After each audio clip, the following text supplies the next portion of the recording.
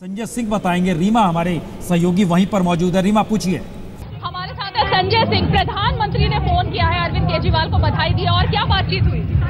देश के प्रधानमंत्री जी ने अरविंद केजरीवाल को फोन करके आज के जीत की बधाई दी है और कहा है कि उनको पूरी उम्मीद है कि दिल्ली की तरक्की, दिल्ली का विकास, दिल्ली की प्रोग्रेस उनके माध्यम से होगी, ऐसी उन्होंने उम्मीद जताई है।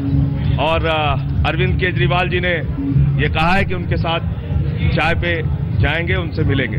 अच्छी बात है ये, प्रधानमंत्री ने खुद फोन किया, क्योंकि पूरे कैंपेन में हमने देखा बनारस से दिल्ली तक बहुत ज्यादा खटास रही रिश्तों में। प्रधानमंत्री की आग की किरकिरी बने थे अरविंद केजरीवाल। नहीं, निश्चित रूप से एक सकारात्मक कदम है देश के प्रधानमंत्री जी का।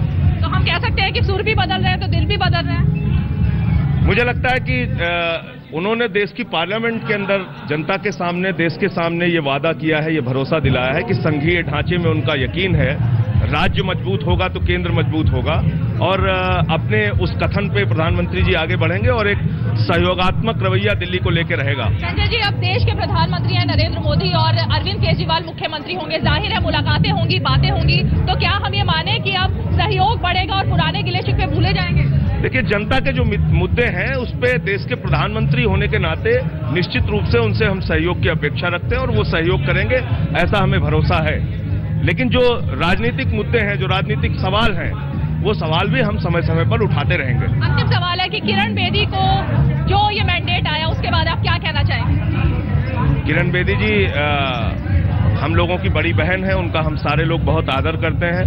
उन्होंने चुनाव अच्छे ढंग से लड़ा, परिणाम में जनता ने भले ही भारतीय जनता पार्टी का साथ नहीं दिया हो, लेकिन जीत जनता के उम्मीदों की हुई है, जीत जनता के भरोसे की हुई है, जीत 49 दिन में आम आदमी पार्टी के काम की हुई है, जीत आम आदमी पार्टी के निष्ठावान कार्यकर्ताओं की हुई है, हार किरण बेदी की हुई है। और जो कुछ भी है वो सबके सामने है। शुक्रिया। तो ये है संजय सिंह, जिनकी बात से साफ दिख रहा है कि अब सहयोग देने की कोशिश की जाएगी। ये बात कही तो जा रही है कि प्रधानमंत्री के साथ मिलकर दिल्ली को आगे बढ़ाने के लिए काम किया जाएगा। कैमरा पर्सन संजय चौधरी के साथ रीमा पाराशर, दिल्ली आज तक। लेकिन प्रधानमंत्री का फोन करना ये किस दिशा में ले जाता है आलोक जी? क्योंकि प्राइम मिनिस्टर ने बिना देर किए फोन किया, परिणाम आया नहीं है, उसके बाद एक सबने मानना शुरू कर दिया।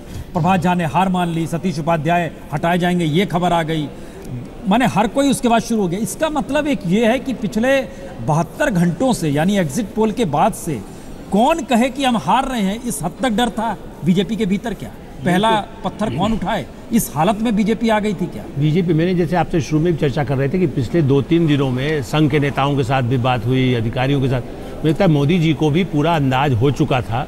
ये ठीक है कि 7 सीट आएगी या 10 आएगी, ये अंदाज नहीं, लेकिन बीजेपी हार रही है तो मेंटली वो इसके लिए तैयार थे। और उसमें आगे आप ये तो मानेंगे ही कि नरेंद्र मोदी आगे की रणनीति लेके चलते रहते हैं।